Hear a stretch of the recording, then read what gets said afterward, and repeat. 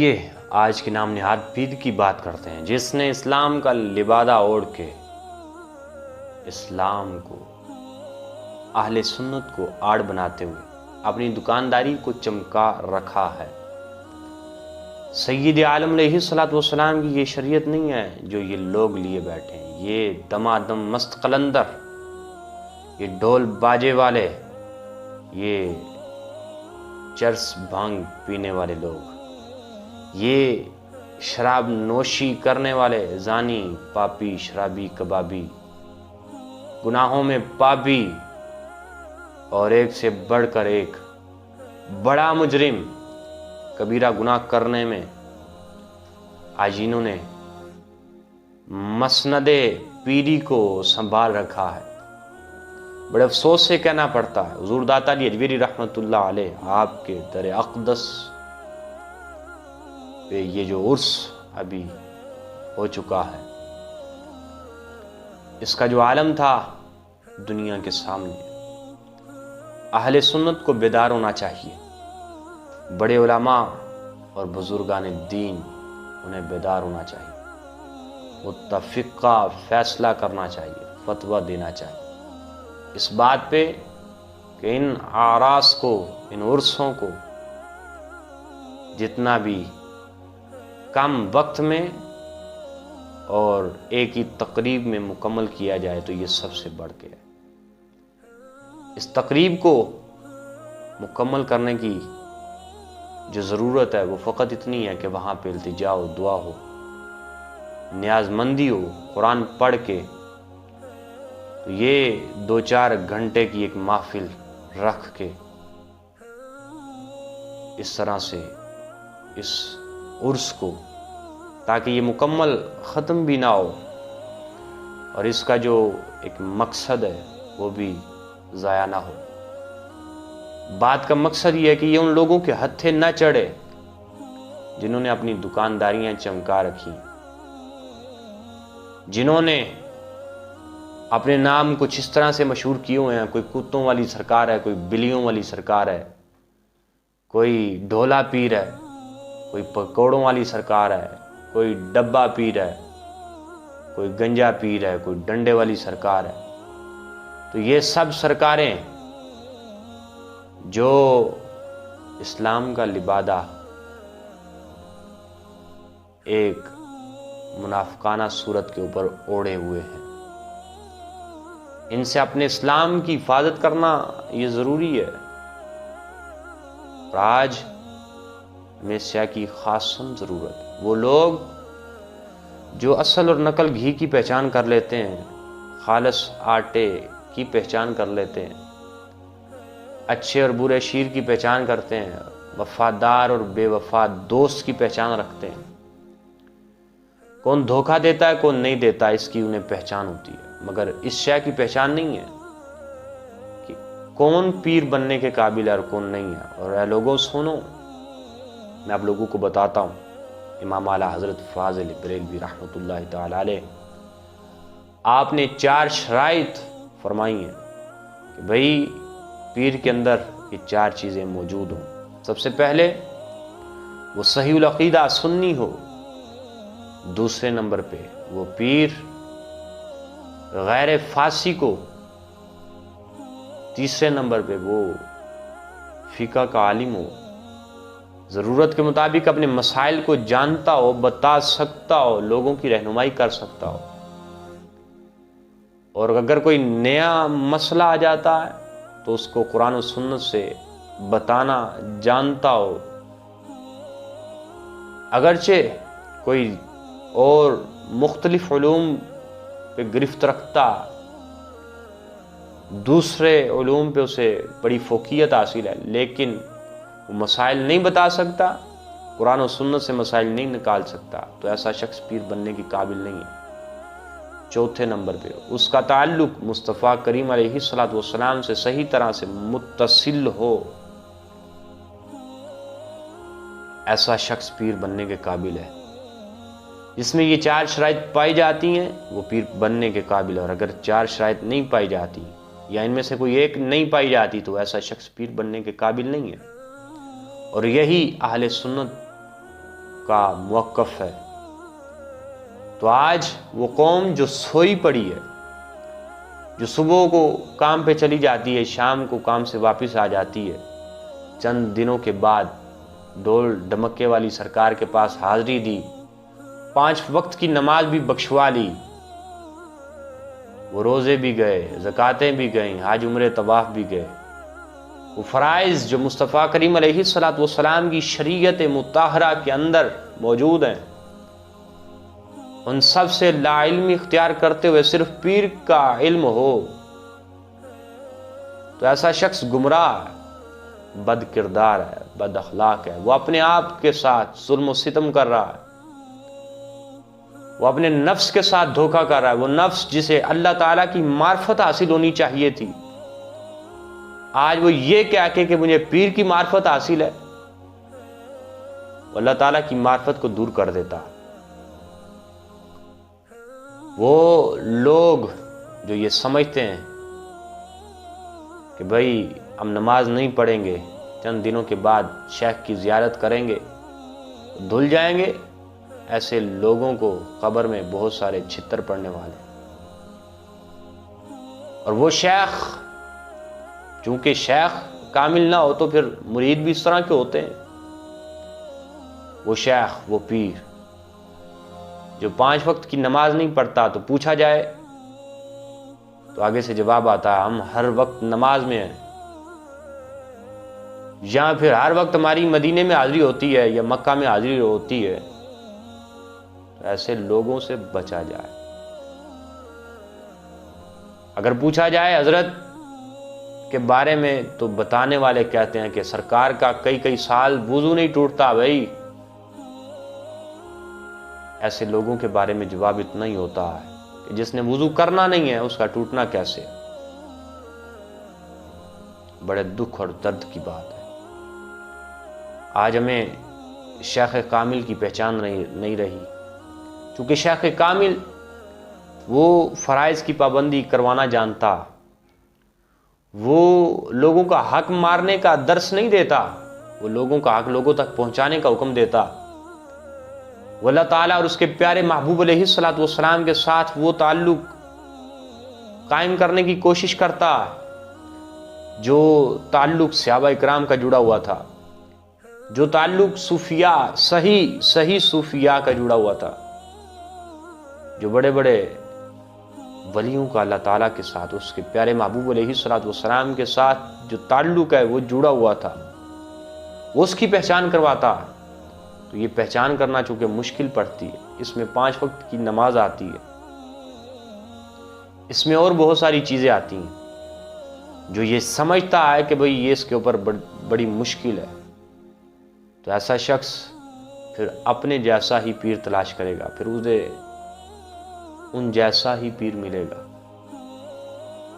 تو آج کی یہ ضرورت ہے کہ ان ڈنڈے پیروں سے بچا جائے، ڈنڈی مارنے والوں سے بچا جائے۔ یہ جو اصل سودا بازار میں نہیں لاتے اور نقل کو سیل کرتے رہتے ہیں، ان لوگوں سے بچنا ہوگا۔ محبوب علیہ الصلوۃ والسلام ارشاد فرماتے ہیں، کیا فرماتے ہیں؟ اللہ تعالیٰ کا جو پیارا مقرب بندہ ہے وہ اللہ کے حضور اس طرح سے مقبول ہے کہ اس کا چرچا فرشتوں میں ہو جاتا ہے، پھر فرشتے اس کا چرچا زمین والوں میں کرتے ہیں، زمین والوں میں وہ مقبول ہو جاتا ہے، لوگوں کے دل و دماغ میں وہ چھا جاتا ہے، لوگوں میں اس کی مقبولیت ہونے لگتی ہے۔ تو ایسا شخص جسے اللہ تعالیٰ کا قرب حاصل ہو، مصطفیٰ کریم علیہ الصلوۃ والسلام کی عنایت خاص حاصل ہو، وہ کبھی بھی گمراہ شخص نہیں ہو سکتا، کبھی بھی بد کردار نہیں ہو سکتا، بد اخلاق نہیں ہو سکتا، وہ کبھی بھی شریعت مطہرہ سے دور نہیں ہو سکتا۔ اللہ تعالیٰ کا قرب اسے ہی حاصل ہوتا ہے جو فرائض کی پابندی کرتا ہے، جو سنت سے پیار کرتا ہے، اس کے ساتھ اس کی وابستگی ہوتی ہے، وہ اپنے اعمال میں احادیث سے تائید لیتا، درستگی کرتا ہے، اپنے اعمال کو درست کرتا. کس طرح درست کرتا ہے؟ سنت سے درست کرتا، صحابہ اکرام کے اقوال سے درست کرتا، تابعین کے نقش قدم پہ چلتے ہوئے وہ اپنے اعمال کو درست کرتا. سنت مصطفیٰ صلی اللہ علیہ وسلم کی شمع اپنے سینے میں روشن کرتا. پھر وہ سینہ جس میں حضور سید عالم علیہ الصلوۃ والسلام کی سنت روشن ہو،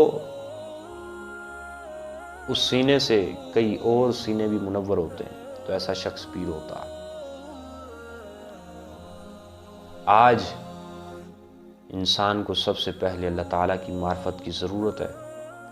جب اللہ تعالیٰ کی معرفت حاصل کرے گا تو وہ معرفت دنیا کی ہر شے سے پردے کو اٹھا ڈالے گی. ہر شے اس کے سامنے روز روشن کی طرح واضح ہوگی.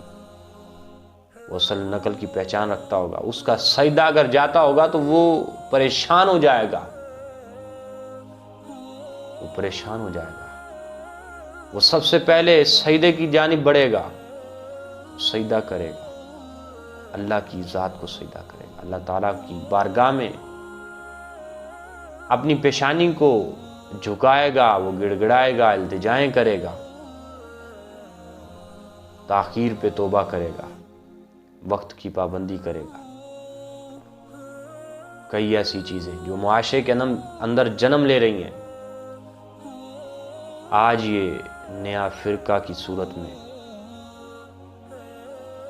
جس طرح سے عرس ہوتا ہے، لوگ ڈھول لے کے، چادر لے کے، بھنگڑا ڈالتے ہوئے، نشہ کرنے والے لوگ، یہ گناہوں کے پاپی. جو جتنا بڑا پاپی ہے وہ اتنا بڑا پیر بھی ہے. جس نے جتنا بڑا شریعت کو جتنا زیادہ پامال کیا وہ اتنا بڑا پیر ہے. ایسے لوگوں سے بچنا ہوگا، ایسے لوگوں سے خدارہ بچنا ہوگا. اور اہل سنت کے وہ عظیم بزرگ جنہیں فوقیت حاصل ہے، انہیں اس کے بارے میں سوچنا ہوگا اور کوئی متفقہ فیصلہ کرنا ہوگا. ان کے متفقہ فیصلہ سے امت کا بھلا ہو سکتا. اگر وہ بھلا کریں گے تو کئی نسلیں سنور جائیں گی اور پھر قبر و حشر کی تیاری ان لوگوں کے ذریعے سے بھی ہو جائے گی. وہ مسند جو سنبھالے بیٹھے ہیں اس کا حق ادا ہو جائے گا. میں یہ نہیں کہتا کہ آپ اپنی مسند کے اوپر بیٹھ کے دین کا کام نہیں کر رہے. ہر وہ شخص جو اپنی مسند پہ بیٹھا کسی نہ کسی طریقے سے کوئی نہ کوئی کام اپنے ذمے لیے ہوئے ہے اور وہ کوئی نہ کوئی کام سر انجام دے رہا ہے. لیکن متفقہ جو ایک فیصلہ ہوگا وہ روز روشن کی طرح ہوگا. اس میں نکھار ہوگا، لوگوں کی کایا پلٹے گی، لوگ اس جانب اپنا رخ کریں گے. اس میں بڑے بڑے نام ہوں گے. جب تو لوگ کہیں گے کہ یہ وہ لوگ ہیں عظیم لوگ جن کی ہم اتباع کرتے ہیں، لہذا ان کا یہ فتویٰ ہے تو اس پہ وہ چلیں گے، ان کا یہ متفقہ فیصلہ ہے تو اس پہ عمل کریں گے. آگے ربیع الاول شریف اس کا چاند نظر آئے گا، دروازوں پہ دستک ہونے لگے گی. پوچھنے والا دروازہ کھول کے پوچھے گا بھئی صاحب کس لیے آئے ہو؟ تو دستک دینے والا یہ جواب دے رہا ہوگا بھئی ہم نے گلی محلہ سجانا ہے، چندہ دو. بھکاری بن کے وہ آیا ہوگا. تو وہ گلی اور محلہ سجانے والے انہیں اپنی گلی کے اندر غریب مسکین محتاج نظر کیوں نہیں آتا؟ آج ہمارے معاشرے کے اندر وہ لوگ جو ایک عرصہ دراز سے اپنی زندگی کو بسر کر رہے تھے، وہ جنہیں کوئی 20 25 سال بیت گئے، شریف لوگ، نہایت اچھے لوگ، وہ محلہ وہ بستی اس لیے چھوڑتے ہیں کہ بھئی ایک خستہ حال مکان کا کرایہ پاس نہیں ہے کہ اسے دیں۔ سید عالم علیہ السلام نے اچھا ہمسایہ کے بارے میں ارشاد فرمایا کہ بھئی اچھے ہمسائے کی تلاش کرو، اچھا ہمسایہ ہونا چاہیے۔ تو اگر اچھا ہمسایہ معاشرے سے اس وجہ سے جا رہا ہے میرے پاس ایک خستہ حال مکان کا کرایہ دینے کی گنجائش نہیں ہے، تو وہ لوگ گلیاں سجا کے کس مصطفیٰ کریم علیہ السلام کی شریعت پہ چل رہے ہیں؟ وہ آقا علیہ السلام، یہ نہیں میں کہتا کہ یہ سجانا جرم ہے، نہ جرم نہیں ہے، لیکن جو اور وجوہات معاشرے کے اندر پڑی ہیں ہم ان کو پورا نہیں کرتے، یہ جرم ہے۔ جب وہ چیزیں پوری ہو جائیں تو پھر یہ کام بھی کیے جائیں۔ ان کاموں کی وجہ سے بے پردگی عام ہو رہی ہے، بے حیائی عام ہو رہی ہے۔ لوگوں نے اس کو کیا صورت دے رکھی ہے بخوبی جانتے ہیں۔ اگر ایک مسند پہ بیٹھ کے شخص وہ اس کے بارے میں لوگوں کو اطلاع دیتا تو لوگ تو اس سے پہلے ہی واقف ہیں۔ لوگ تو اپنے ہاتھ سے یہ کام کرتے ہیں، واقف کیوں نہیں ہوں گے؟ خود اپنی ماؤں بہنوں کو ان سجی سجاوٹ والی گلیوں میں لے کے جاتے اور پھر چہرے بھی ننگے ہوتے ہیں، ان کے اوپر پردہ نہیں ہوتا۔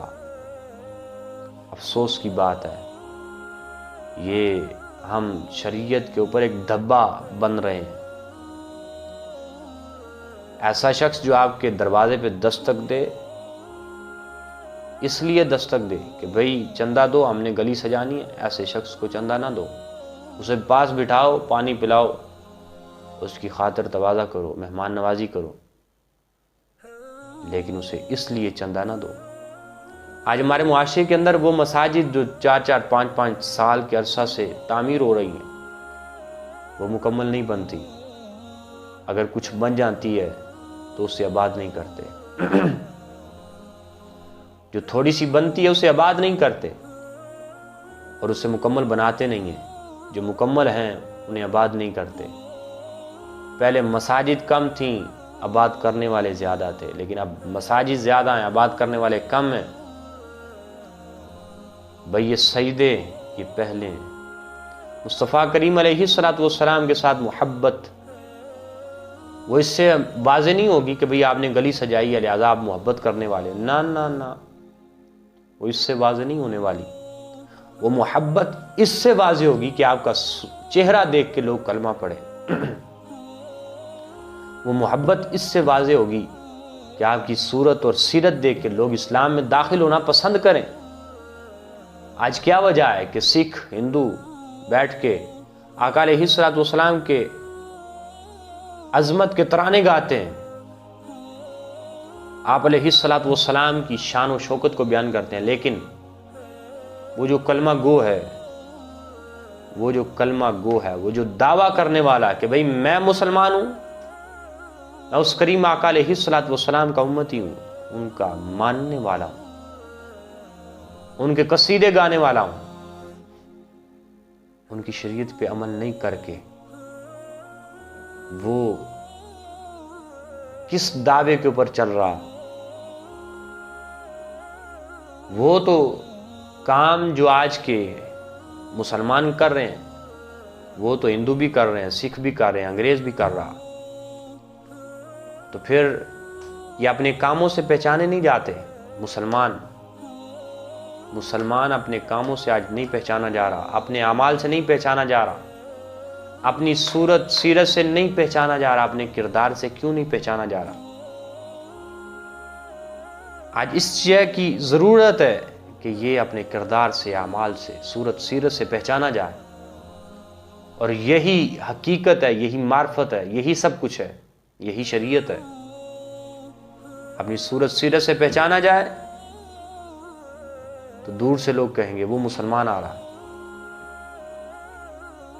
اگر کسی میں بیٹھے تو وہ انداز ہونا چاہیے جو مصطفیٰ کریم علیہ الصلوۃ والسلام کا ہے۔ اگر چلتا ہے تو چلنے کا طریقہ بھی آقا دو جہاں صلی اللہ علیہ وسلم نے ارشاد فرمایا وہ ہونا چاہیے۔ کھاتا پیتا ہے، اٹھتا بیٹھتا، سوتا جاگتا، دنیا کا ہر وہ کام جو یہ کرتا، ہر پہلو میں آقا علیہ الصلوۃ والسلام کی صورت اور سیرت موجود ہے، لیکن اس مسلمان کے اندر کیوں نہیں موجود؟ یا تو یہ مسلمان نہیں ہے، یا پھر اسے مسلمان ہونے کی ضرورت نہیں ہے۔ یہ جو لبادہ اوڑھ رکھا ہے مسلمان ہونے کے ناطے سے، اس لبادے کے اندر، اس پنجرے کے اندر چھپے پنچھی کو تلاش کرو، خدا را تلاش کرو۔ آج کے انسان کو انسانیت اپناتے ہوئے مسلمان ہونے کی ضرورت ہے، اور مسلمان ہونے کے ناطے سے مومن ہونے کی ضرورت ہے، اور مومن ہونے کے ناطے سے کامل مومن ہونے کی ضرورت ہے، اور کامل مومن ہونے کے ناطے سے اسے ایک اچھے صوفی ہونے کی ضرورت ہے، ایک اچھے صوفی ہونے کے ناطے سے اسے ایک اللہ کا مقرب بندہ ہونے کی ضرورت ہے۔ جب وہ اللہ کا مقرب ہو جائے گا، وہ اللہ کا ولی ہو جائے گا، جب وہ اللہ کا ولی ہو جائے گا تو معاشرے کے افراد اس کے ہاتھوں پہ کلمہ گو ہو جائیں گے۔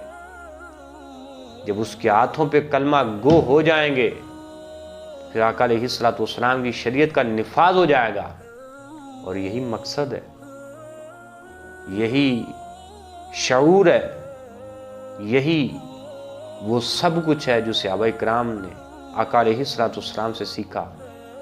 یہی وہ سب کچھ ہے جو صحابہ کرام سے تابعین نے سیکھا، اور بہت سارے اللہ کے شیروں نے سیکھا۔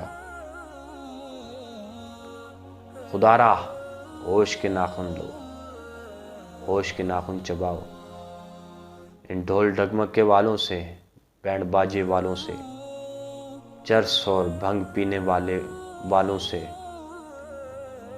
لٹے رکھنے والوں سے، سال ہا سال غسل نہ کرنے والوں سے، ہاتھ میں 5 اور 10 مختلف انگوٹھیاں پہننے والوں سے، ہاتھ اور پاؤں میں لوہے کے کڑے پہننے والوں سے بچنا ہوگا۔ ان سے اپنے آپ کو بچانا ہوگا، اپنی نسلوں کو بچانا ہوگا۔ یہ تو صرف ایک ہی کام کرتے ہیں، ایک ہی کام کرتے ہیں، وہ صرف اور صرف یہ ہے، شریعت کو پامال کرتے ہیں، شریعت کو خستحال کرتے ہیں، شریعت کا مذاق اڑاتے ہیں، شریعت کی توہین کرتے ہیں۔ یہ وہ لوگ ہیں کہ جن کی وجہ سے اسلام کے نام پہ، اہل سنت کے نام پہ بہت بڑا داغ ہے، جو شاید ہی مٹنے سے قاصر ہے، مشکل ہے۔ یہ اس صورت میں ہی مٹ سکتا ہے جب لوگ علم کی جانب بڑھیں گے، اہل علم کے پاس جائیں گے، جب لوگ اپنے نفس کو راضی کرنے کی خاطر نہیں بلکہ اللہ تعالیٰ کی رضا کی خاطر پیر تلاش کریں گے۔ آج اس شے کی ضرورت ہے کہ ایک شخص کو دیکھا جائے جو پیر ہونے کا دعویٰ کرتا ہے، اس کے پاس بیٹھ کے چند دن اس کے معاملات کو بھانپنے کے بعد اسے بتائے، بھئی تجھے میں پیر نہیں پکڑ سکتا۔ کیوں نہیں پکڑ سکتا؟ اس وجہ سے نہیں پکڑ سکتا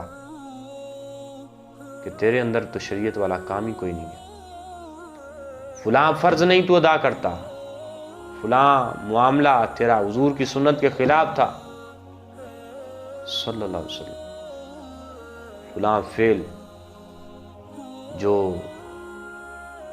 شریعت کے مخالف تھا، یہ نکال کے اس کے سامنے رکھے اور اسے بتائے تو کم پیر ہے، میں تجھ سے بڑا پیر ہوں۔ اس شے کی ضرورت ہے، اور یہ تب ہی ہو سکتا ہے جب انسان حقیقت میں اپنے دل سے اللہ تعالیٰ کی پہچان کو حاصل کرنا چاہتا ہے۔ یہ وہی انسان کر سکتا ہے جو دل سے اللہ تعالیٰ کی پہچان کی خاطر نہیں نکلتا، اور اس کا لالچ دنیا کی اشیاء ہوتی ہیں، جب وہ دنیا کی اشیاء میں پڑ جاتا ہے، اپنے من کو راضی کرنا چاہتا ہے، ظاہری سی بات ہے نشاور شے حرام ہے۔ جو شراب پیے گا وہ اپنے نفس کو راضی کرے گا، وہ اپنے رانجھے کو راضی کرے گا، شریعت کے اوپر تو نہیں نہ چلے گا۔ اور جس نے اپنے نفس کو راضی کرنا وہ رب کو کیسے راضی کرے گا؟ وہ پھر اپنے جیسا ہی پکڑے گا کہ جو اسے مدینے بھی پہنچا دے، جو مکے بھی پہنچا دے، لیکن شراب نہ چھڑوائے، جو اسے اللہ کا ولی بھی بنا دے لیکن چرس نہ چھڑوا سکے، جو اسے اللہ کا ولی بنا دے لیکن پنجگانہ نماز سے اسے دور رکھے، اسے تو اس طرح کا شخص چاہیے۔ خدا را اپنی قبر کو یاد کرو، قبر کو یاد کرو۔ جب قبر یاد کر لو گے، جب قبر یاد کر لو گے تب راہ راست پہ آ جاؤ گے۔ وہ قبر جو اندھیری کوٹھڑی ہے، جب وہ سامنے ہوگی تو اس کے لیے چراغ بھی تلاش کرو گے۔ جب اس کا خوف نہیں ہوگا تو پھر چراغ کون تلاش کرے گا؟ چراغ اس صورت میں تلاش کیا جاتا ہے جب سامنے اندھیرا نظر آئے، جب سامنے کی خبر ہی کوئی نہ ہو، منہ اٹھا کے چلے جائے تو چراغ تو نہیں نہ ساتھ، پھر اشیاء کا جو ضرورت والی چیزیں ہوتی ہیں ان کا اہتمام تو نہیں کوئی کرتا۔ جب سامنے دیکھ کے کوئی چلتا ہے تو پھر وہ ضرورت کی اشیاء کو ساتھ رکھتا ہے۔ جب سامنے دیکھیں گے کہ بھئی 70-80 سال زندگی بسر کرنے کے بعد بھی سامنے قبر ہے، اندھیری کوٹھڑی ہے، تو اس کے لیے چراغ تلاش کرے گا۔ وہ چراغ جس کے بارے میں آقا علیہ الصلوۃ والسلام کی بارگاہ عالی جاء میں عرض کی کہ یا رسول اللہ صلی اللہ علیہ وسلم، بخاری شریف کے حدیث پاک ہے، ابو ہریرہ راوی ہیں رضی اللہ تعالیٰ عنہ، آپ سے عرض کی گئی تو سید عالم علیہ الصلوۃ والسلام اس عرض پہ کیا ارشاد فرماتے ہیں؟ عرض کی گئی یا رسول اللہ صلی اللہ علیہ وسلم، قیامت والے دن اتنے انبیاء، اتنی صفیں، اتنی کائنات ہوگی، اتنے لوگ ہوں گے، کس طرح پہچانے جائیں گے کہ ہم آپ کی امتی ہیں؟ تو پیارے کریم لجپال مدنی آقا علیہ الصلوۃ والسلام آپ ارشاد فرماتے ہیں اعضائے وضو چمکتے ہوں گے، اعضائے وضو چمکتے ہوں گے، اعضائے وضو سے پہچانے جاؤ گے۔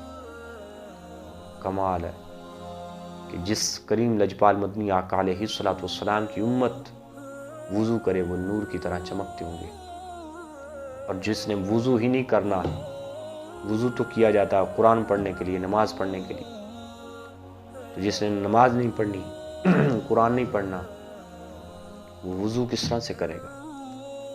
اور جو وضو نہیں کرے گا اس کے اعضائے وضو کس طرح سے چمکیں گے؟ وہ کس طرح سے پہچانا جائے گا؟ وہ کس طرح سے پہچانا جائے گا؟ وہ کس طرح سے پہچانا جائے گا کہ یہ حضور کی امت میں شامل ہے کہ نہیں؟ اللہ اکبر، اللہ اکبر۔ خدا را ان لوگوں سے، ٹھگ بازوں سے بچیں۔ آج ہر شے واضح ہے، اصل اور نقل موجود ہے، اپنی مرضی ہے اصل کو استعمال کرتے ہو یا نقل کو استعمال کرتے ہو۔ اگر تو اصل کا استعمال کرتے ہو تو اصل والوں کے پاس بیٹھنا ہوگا،